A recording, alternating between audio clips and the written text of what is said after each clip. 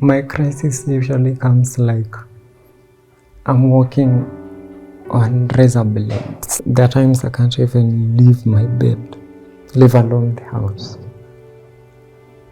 I can't. Now that I'm unable to raise money for my treatment, let me try and apply for assisted. It's called euthanasia.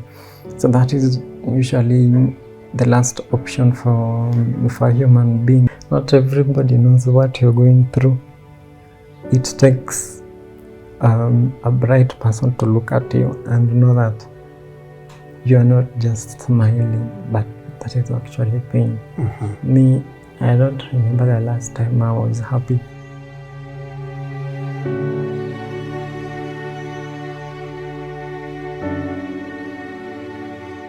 Hello Tuko family, my name is Kingori Wangeshi and this is an episode of my story.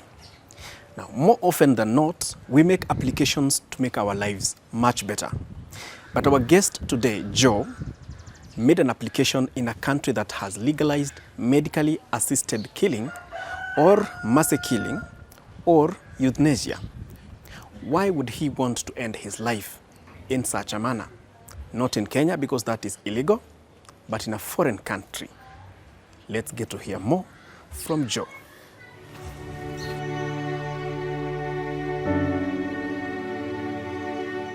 My name is Joe Mudukiza. I call myself a Sickle Cell champion because most people who have Sickle Cell, they usually come to me or contact me when they need one or two advices. Because I'm very much conversant with issues around the condition. Yeah. How old are you? I'm turning 29 in August. In August this year? Yes. Do you have a family? Before we come to your family, how is your family now, where you come from? Where you come from? My family is okay. I come from a family of, we are 5. I'm the second born. Currently, we only have a surviving mom. Our dad passed on in 2021. Sorry. Yes. And he succumbed to? Cancer. He had gastroesophageal tumor. Sorry.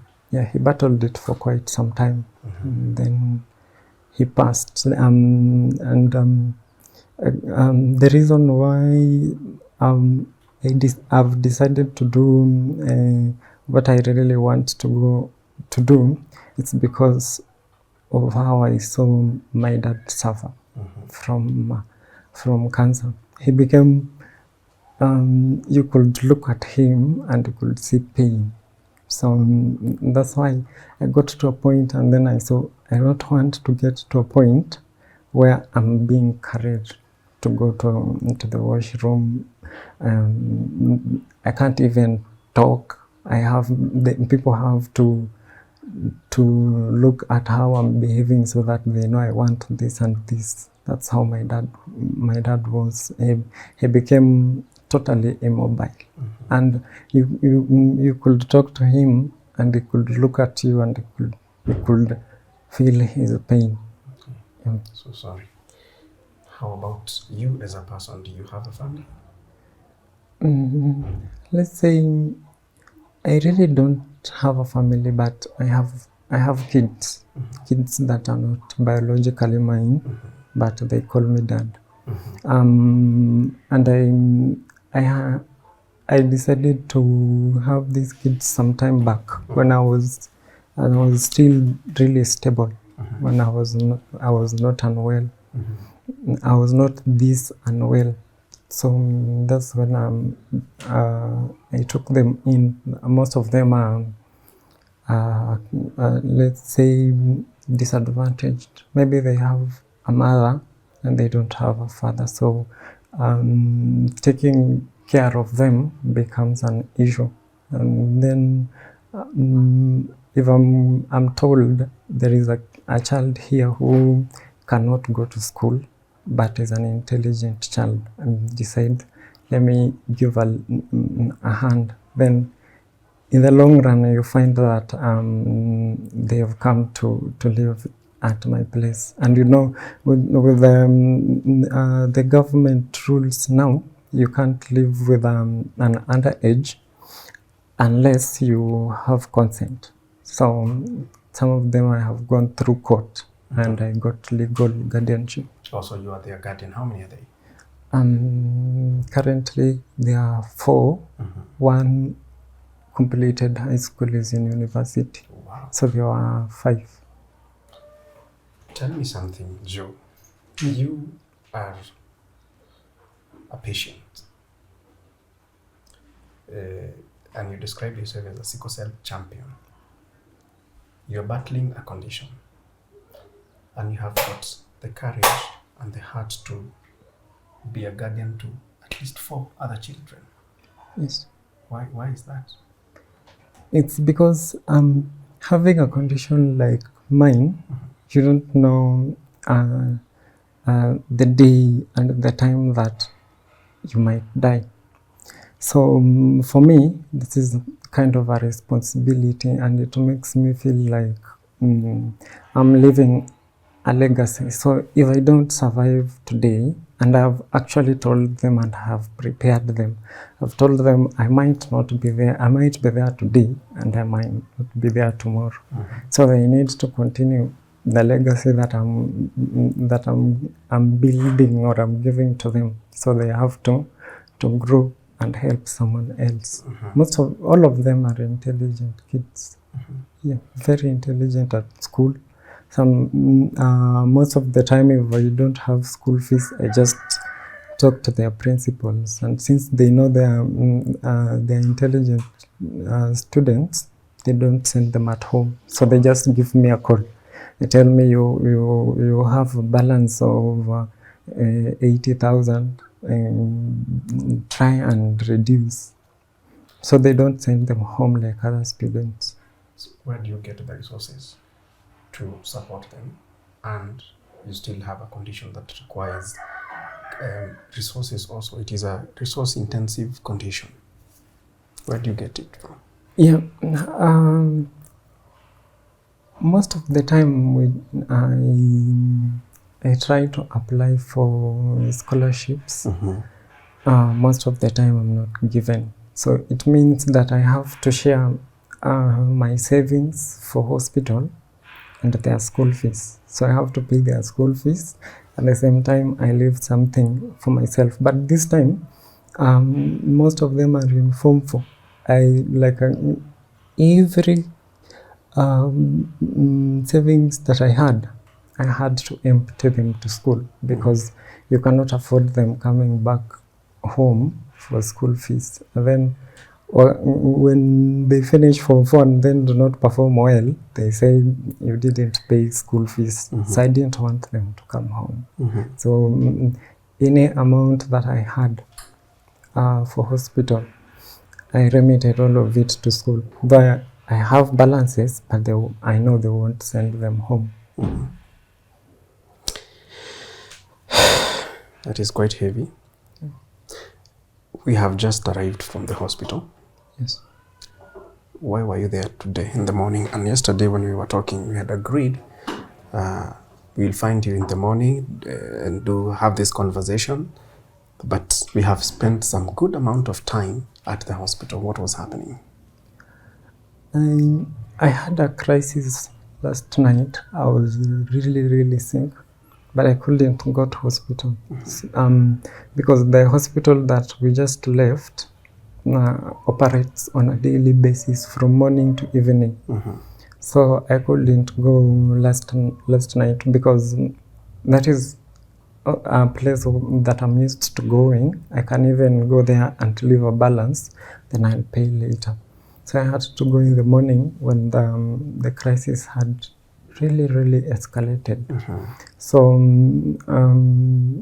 at this point, the doctor had to try and manage the pain, of which today I declined to have the opioids because I don't want to be dependent on painkillers.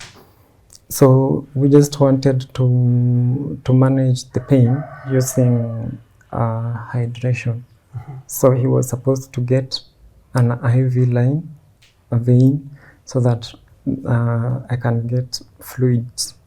But it's within the 2 hours that we've been at hospital, he was trying every place on my body where he can access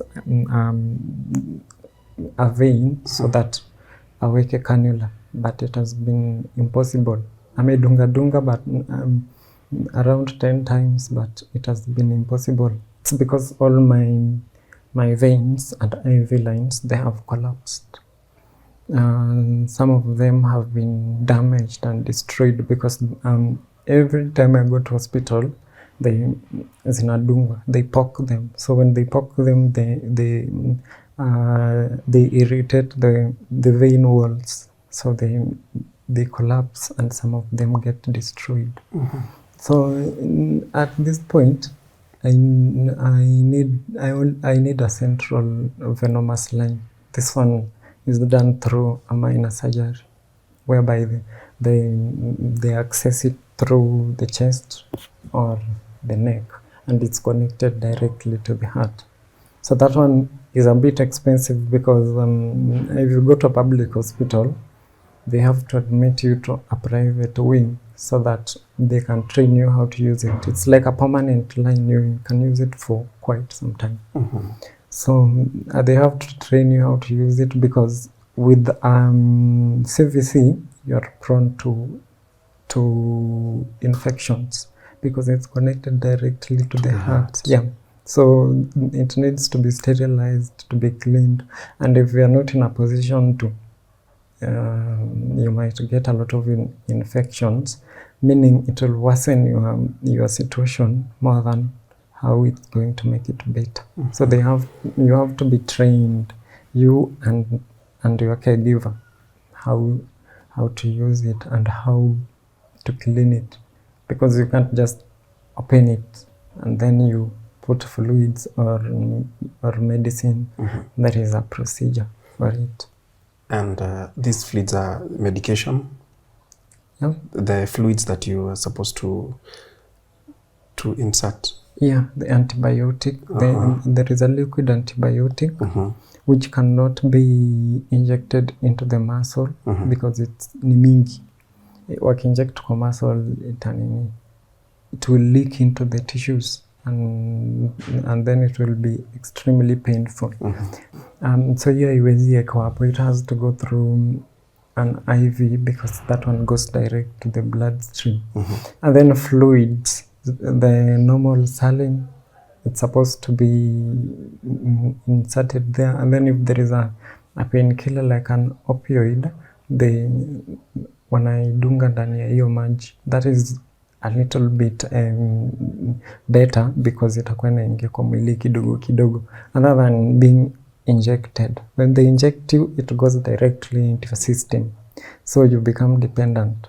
So if you graduate from pain pills and then you come to opioids, and anytime you have pain, that opioid is the only solution for the pain. You can't downgrade. You have to keep on upgrading. Ikikataa unaenda juu, of which sasa it starts draining your body. Those opioids, they usually make you weak and they make you highly unproductive because they're like drugs. They're like illegal drugs, but in this perspective, they are prescribed for pain. Yeah. What you mentioned, crisis, what does it mean? There's somebody who is watching and does not understand. What do you mean by crisis? A crisis is the painful episode that comes from when you have sickle cell. This happens probably when the red blood cells are unable to go through the veins or the blood vessels, so they stick together. So when they stick together, they create something known as a crisis. And a crisis is really painful and excruciating. It just results from the condition itself. So you might have a crisis once in a while, and sometimes often it depends with the severity of your condition. You know, different people who have sickle cell have different severity of the condition. So not everybody with the condition is built the same. Yeah, it's different. So, but the pain is usually the same. So whatever the crisis I go through is the same of the person who is less severe will go through akipata crisis, but labda yatapata twice a week, and me I'm having them frequently on a daily basis from morning to evening. And in one of your posts, I saw you describe the kind of pain. Could you do that for us? Yes, for me, my crisis usually comes like I'm walking on razor blades, or a scenario where someone is hitting nails and you are walking on top of them. And every time when you have a crisis, sometimes you might not even talk, because each word that comes out of your mouth feels like you chewing and swallowing razor blades. So sometimes when you have a crisis, you just become mute. People talk to you, and then sometimes you will now have to start learning sign language, because unafungua mdomo tu hivi, and then it feels like you're chewing razor blades. By the time unameza mate, it's like you haven't chewed them really well, so now they go through your veins or through, so that it increases. The more you talk, the more you do any activity, it increases. It's really, really painful. So sorry. And is it some organs or some parts, like maybe the hands or the legs, or it's the entire body? A crisis might start from one leg, one foot here, and then it might migrate to the entire body. Just one could create a relapse of the entire body. So that one means it's either you are dehydrated, or you have an infection or any other illness. But also a crisis can come on its own without any triggers. Any triggers like cold, stress, or fatigue. Sometimes it's stubborn, can just come. Ezamua tu hapana wewe umekaa sana. And then it comes. And then when it comes, it hits. Like if I'm sitting here and I get a crisis, the best I can do is to stay in this position. Because nikisonga hapa hivi, or I try to move this foot from this side to this side, it becomes more painful. So within an hour, you will want to have a comfortable sitting position like the one you had in the beginning, although it was painful, but you will not get it. Like it has escalated from maybe a 5 to 10. 10. Or 10 out of 10. That is painful. Yeah, sure it is. It feels like ikianzia maybe hapa kwa mkono ama hapa kwa mguu, ni kama mtu amechukua kisu malafana ana slice. Slicing your flesh. What has this condition done to your life? My condition has impacted a lot of impacted on me most negatively than positive, because I'm turning 29 and there is nothing much I have done for myself in those 29 years.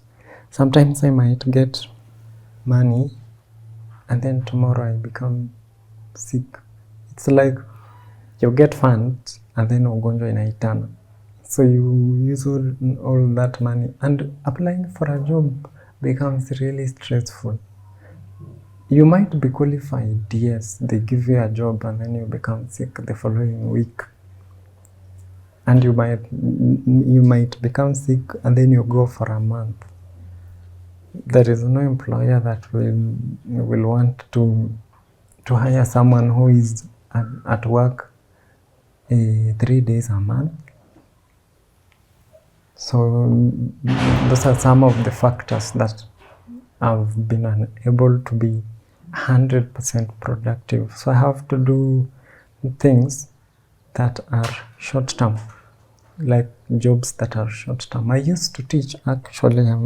I was a teacher of English and literature, but soon enough I had to stop because I could go to class.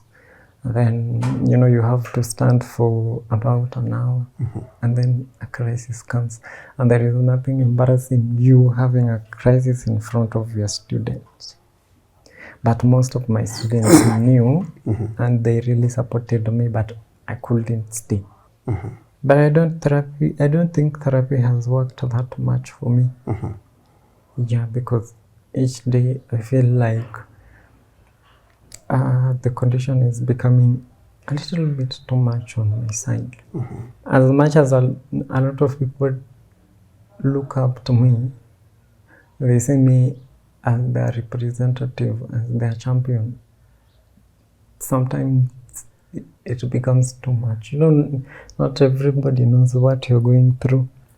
They see you out there. You wake up, and then you go out there. They feel like you have a way of controlling the condition, or you are better off. It's never better off. In fact, some of us we're usually way worse. We are really messed up. Yeah, because you go outside there and you make sure that you maintain a smile. And most of the time you smile, it's pain. It takes a bright person to look at you and know that you are not just smiling, but that is actually pain. Me, I don't remember the last time I was happy. I did something and I acknowledged that I've accomplished something and I'm happy. If not for the children. Yes, that is an accomplishment. Yeah, that's an accomplishment because one of them has completed high school, is in university, is doing medicine. Actually wanted to do medicine because of my condition. And then these others are still struggling. Some of them were offered scholarships to go to the UK, but we cancelled their travel. We got the documentation, but because of a few challenges, we had to make them stay. So two who was studying in the village, I transferred them to Nairobi schools, and then sasa amebaki kule mmoja. Yeah. Now you should take that as an accomplishment. Feel that you have done something with your life, because you have a condition and yet you're supporting other people. Sure. So don't say that you have not done anything. You have. But I also wanted to ask, where did you get this idea that you wrote about? About euthanasia, killing? Yes. That is assisted. Okay, I've been posting so much about my journey with this condition for quite some time. If you go through my channels, you will notice a few years ago, I was not as bad as I am today. I used to go to hospital once in a while. I will go to hospital today and then I resume my daily duties, but then it became worse. So when it became worse, I started thinking that I saw my dad going through pain with cancer. And then he became from that strong man I knew to somebody I never recognized. He needed help. to go to the washroom. He needed help being cleaned. He needed help going everywhere. So that is something I wouldn't want for myself. And imagine he was in his 50s, but he could cry like a child because he's in pain. There was too much pain. Sometimes he would even ask my mom not to take him to hospital. He just wants to die. But my mom is a difficult person. Atakupeleka to hospital. So she would take him to hospital. And then you go to hospital, amekewa fluids. Sometimes, you know, he's in extreme pain, such that hata kiwekewa line na iende in the wrong part of the vein, ya hata notice. So utaanza kuona tu miguu ama mkono inafura. You know, when they insert an IV line, and then itoke from the vein iende kwa flesh huku hivi. Of course, the fluids will keep on going inside your body, but it's not going through the vein. It's just surrounding itself around the muscles, and then it so huku kuna fura because now the tissues are unable to handle too much fluid. So inafura, and then it becomes another pain on top of another. So I've been in the corridors of hospital a lot, and I know how to insert an IV line, and I know if an IV line is outside a vein. So I went to hospital sometime when he was there, and there was fluid dripping, but I could see that it's out. And I was really crying in pain like a child. So he said, I don't want to get to this point.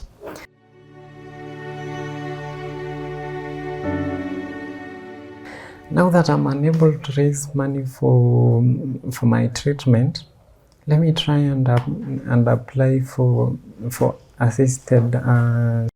It's called euthanasia, and it's not legal in Kenya, but it's legal in some countries in Europe like Canada, Netherlands, Belgium. Actually, Belgium was the first one to legalize it, but they have laws and rules that govern the performance of euthanasia. They don't just give it to anybody who feels like, oh, I'm depressed, oh, I'm in pain, I want it. You have to prove beyond reasonable doubt that you are suffering and you are in pain, that you need to end it. So that is usually the last option for a human being, because if you get there and you get to a point where you have traveled to Belgium or Netherlands and you have gotten that appointment, that means you come back home as a corpse or ashes.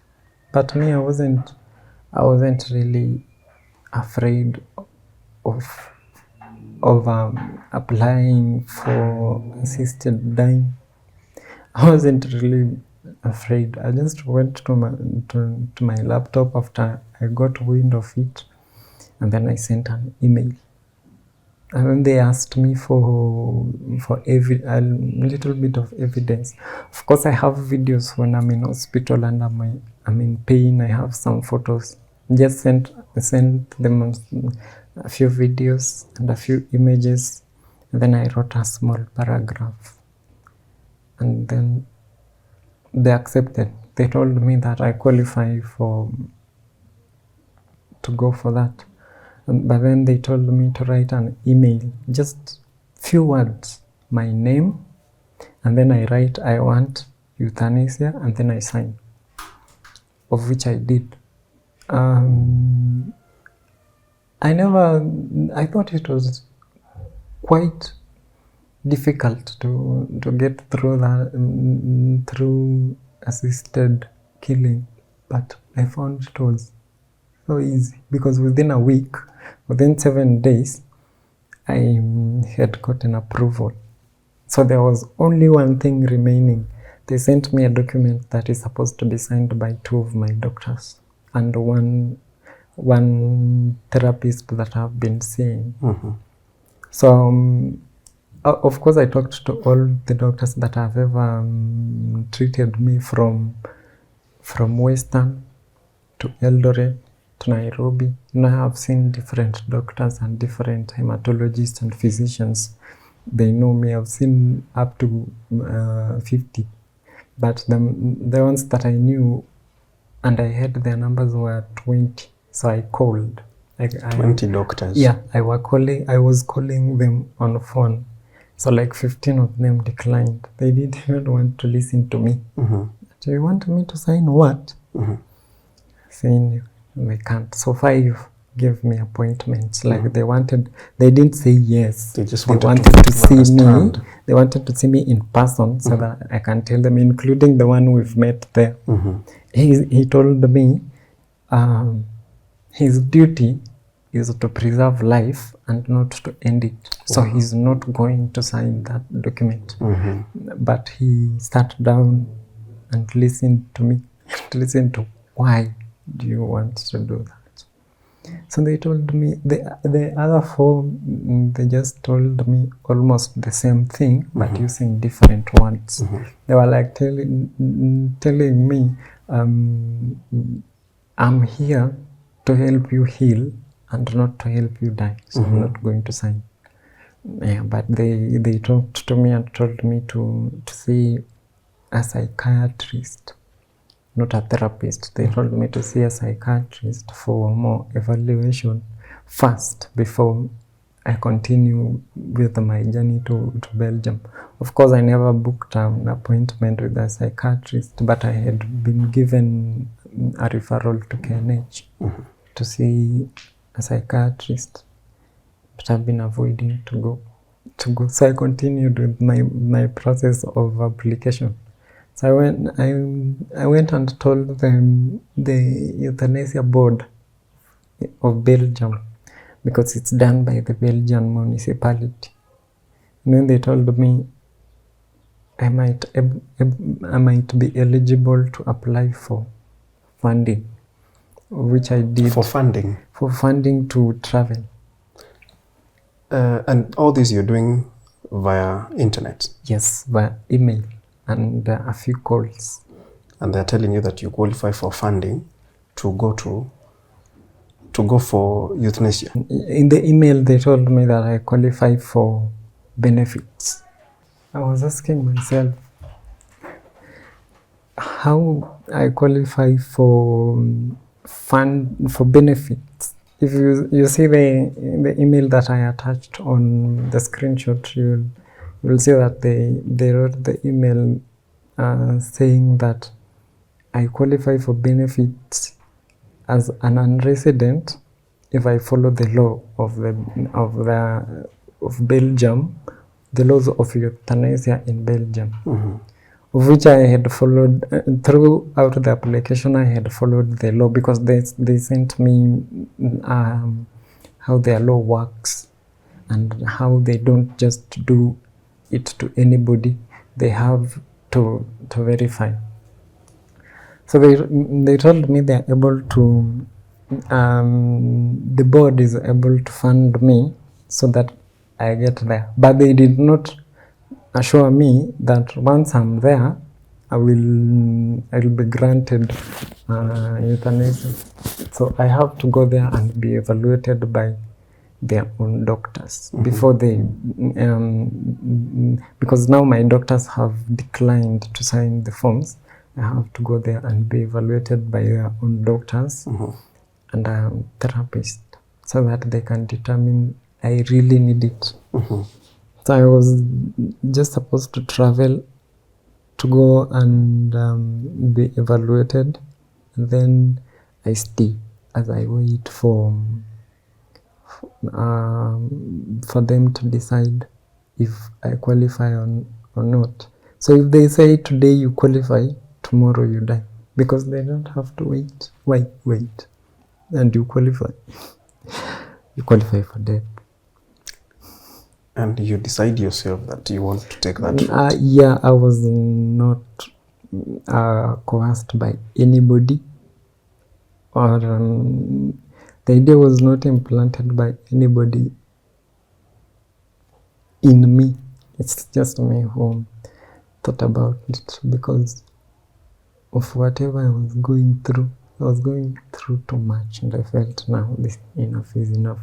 There are times I can't even leave my bed, leave alone the house.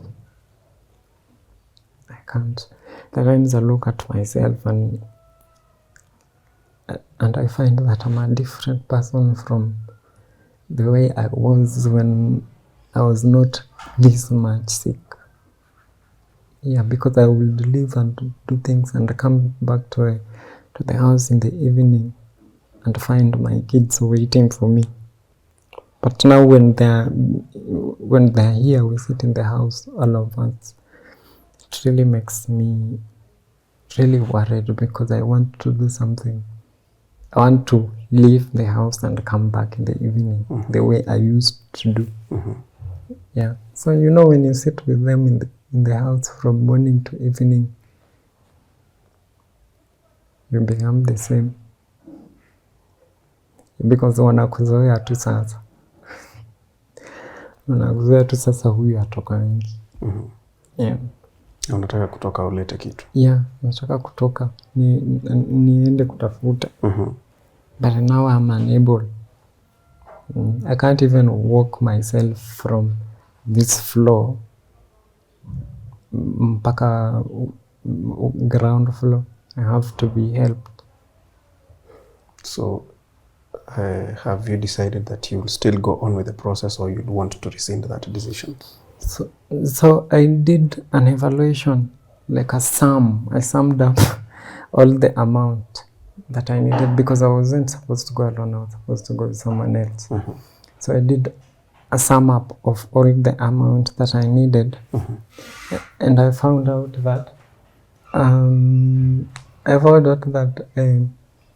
the amount that I need to manage myself with sickle cell, even with this severity, me going to hospital daily, with the amount that they were supposed to assist me with to go there, it was like the one that I need for an entire year is like 3 times.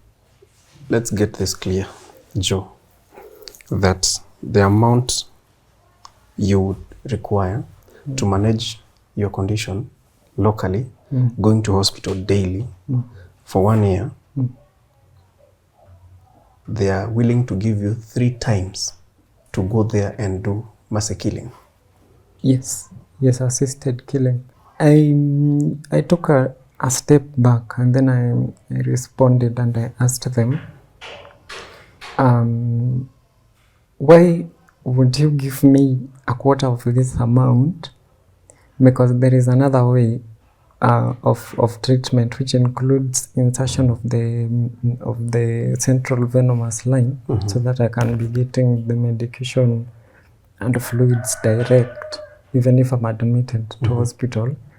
A quarter of that amount would last me a year. So I asked them, why wouldn't you just send me a quarter of this so that I can get treatment? Because there is another way.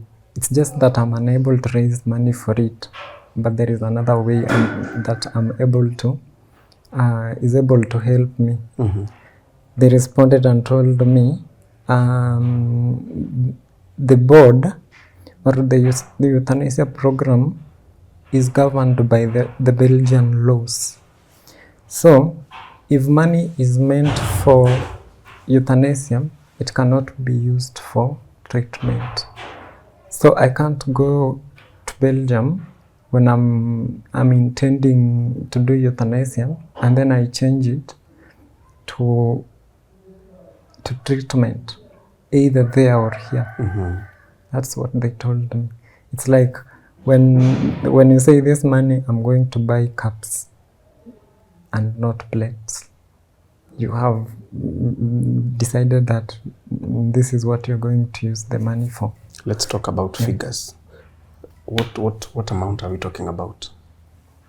To go there and accommodation and plus travel and getting the visa, and then, you know, I would go and stay there for at least a month before this process is done, because I need evaluation and all that. This would cost at least 3 million. Yeah, if you do the entire sum, because I was the one who was doing it myself, not them. I'm the one who was doing it. Yeah, it was like 3 million. 3 million And Kenya shillings. I've never ever used more than 200,000 a year for treatment on sickle cell. This includes checkups, it includes clinics, it includes if I go to hospital and I get admitted. I've never gone past 200,000.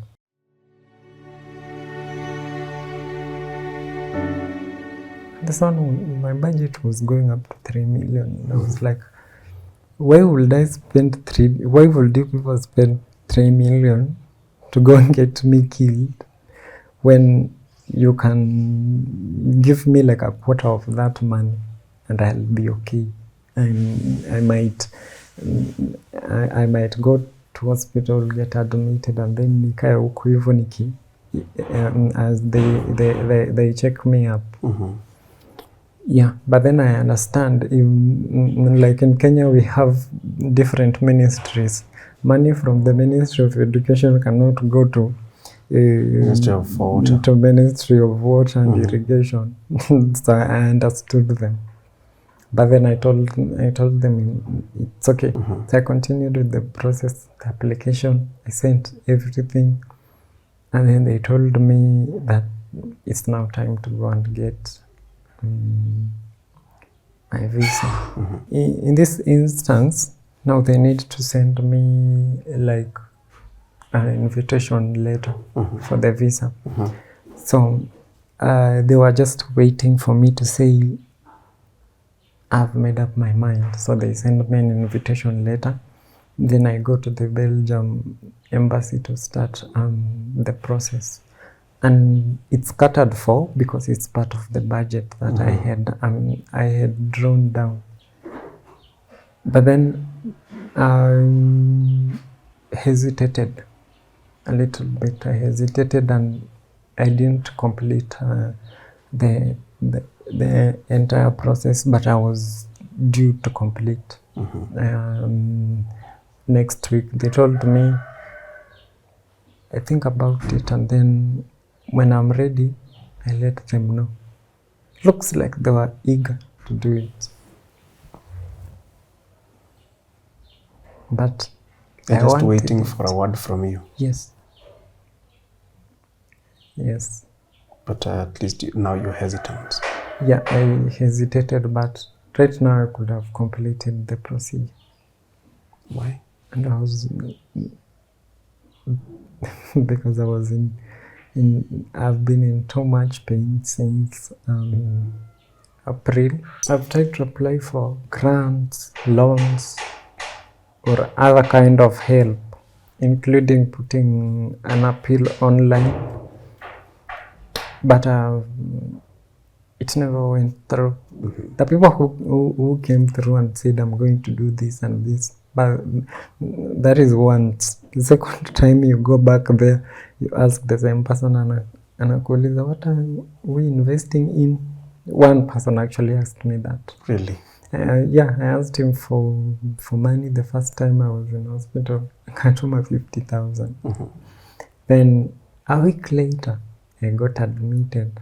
And I was given a bill of 80,000. So I also sent him a text. Akaniuliza, what are we investing in? And I was like, nothing, I'm sick. And then he told me, okay. So I was waiting for him to send me money. He never sent, he never texted. Yeah, because people might have the heart to help, but not help you every day. You have not talked to your mom? I've not talked to my mom. My mom will insist. I keep on going to hospital. She will even prefer being homeless auze shamba yake amebaki nao kidogo. Because when my dad was sick, she sold a lot. We had a number of investments, but she forfeited them so that my dad could go to hospital. But within a year, everything ilikuwa imeisha yote.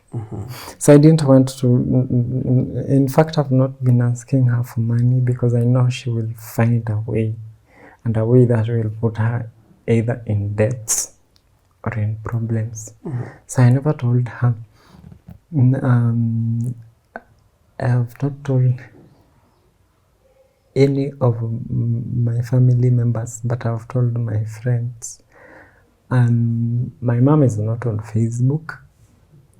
My aunt is not on Facebook. The one who would really hear that I want to do that, and she would literally come from the village and come to drag me back home. She is not on Facebook. They're only on WhatsApp. And WhatsApp, I don't post much on the status. Most of my journey, I document it on Facebook and a little bit on Instagram. Yeah, but most of my audience is on Facebook. But Instagram, most of the people who follow me is the young generation, watoto, and maybe from 25 down. How ukiwaambia you are sick, watakwambia iza bro. Wanaitwa Gen Z. Yeah, manzi iza bro. Yeah. So if you're to get that quota we were talking about, of 3 million, you would not go ahead with that decision, would you? I wouldn't, because I would be able to do the surgery, the minor surgery. I would even go for the vascular necrosis surgery.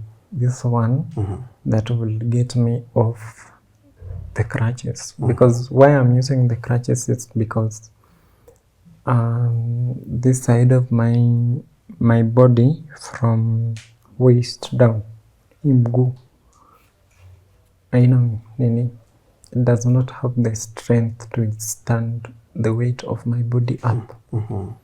Yeah, so I will be able to, not even might, I will be able to go for all those procedures and even more. And even do the ones that I haven't been told, but would increase my quality of life. I will be able to do that if I get that. But then the if comes in as a benefit of doubt, because most people weren't willing to help. They were willing to advise you. They're willing to take you to church. They're willing to take you to those people in the village. How are they called? The witch doctors. They're willing to ask you to go to extreme lengths, but they're not willing to contribute towards your healing. So and now the flip side, if you don't get that amount, around 250,000, 300,000, or let's generally say about 500,000, you will proceed and tell the Belgium euthanasia board, go ahead. Yes, I'll have to, because people that understand the kind of pain I go through are people who have sickle cell. And the past 2 years, I've lost almost 10 plus of people who have sickle cell. Some of them were even, they hadn't even gotten to 18. Every day in our group, we have support groups. There is an announcement that someone has passed. Na alikuwa ameenda hospitali ama ameenda kufanya bone marrow transplant. Actually, my hematologist discouraged me from going to do the bone marrow transplant because it comes with other dangers. I might get healed from sickle cell, but then develop leukemia. So I jump from one ship of problems to another. And she told me, you only need to manage your condition until your time comes, but I would highly discourage you from going looking for money to go for the transplant, unless it's gene therapy, of which we tried gene therapy. There were a lot of complications, and then I stopped. So she told me we should do other tests, including we start from the beginning, like when I was born and diagnosed. So we start doing the electrophoresis, we start afresh, of which I did. And then she told me that nothing much will change, because if I insist to do the electrophoresis to confirm, it's something that has already been confirmed. If I find that I do not have, then what am I sick from? Now, in 2023, that is last year, Yes.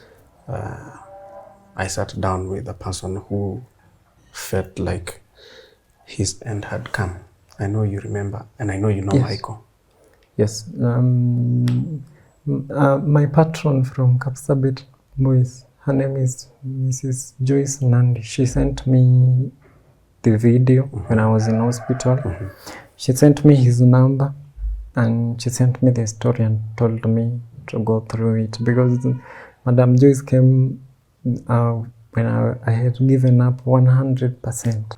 Now that you know Michael, it's the example I was to give you, that he felt like he had come to an end.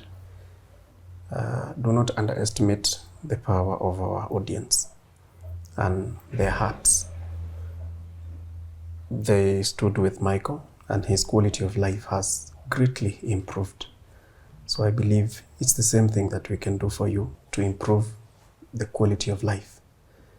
And I don't think that amount that you're talking about is too much or too huge for our audience, because they are within the country and even outside the country.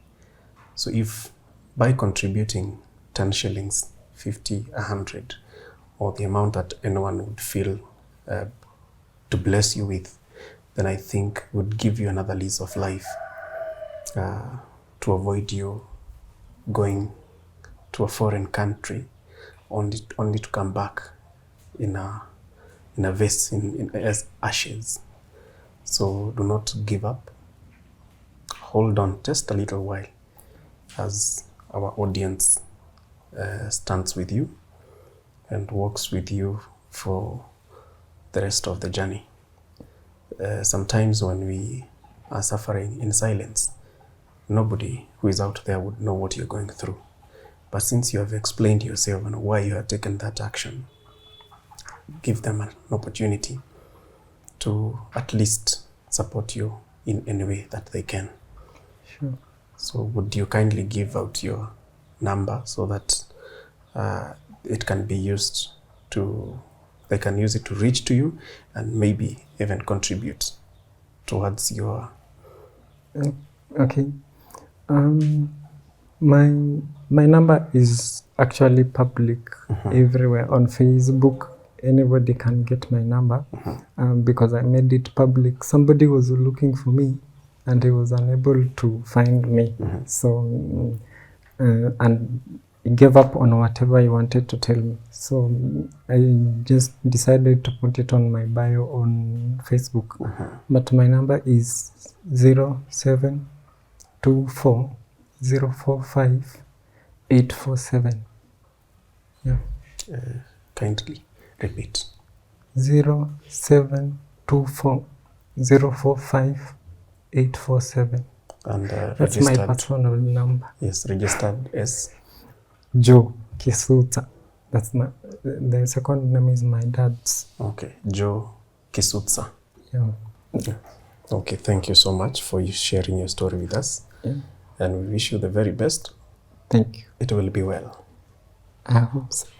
And you know, I've noticed that since I posted the issue about euthanasia, a lot of people are eager to document my journey, not to help me get the funding, but they are eager to document my journey from me living here and going to Belgium and how it's gonna. Yes, someone sent me an email from a national TV and she has asked me if she's able to document my journey towards performing euthanasia, but not necessarily helping me. She's asking for To do that as a story. yeah, to do it as a story. It's more probably to air it after I'm gone. That's not why we are here. We are here to stop you from doing that. I know. When you called me and you told me about it. Yes. Yeah. Tuko family, that's the story of Joe Mudukiza Kisutsa. He says that your 10 shillings, 50, 100, 1,000, whatever you have, is what is stopping him from telling the Belgian euthanasia board, go ahead, admit me for mass killing. Let's give him that piece of life that he so desires. He did not take that action because he had other options. He says it was the last resort to end his pain. But there is another one. A surgery that would help him to at least manage his condition.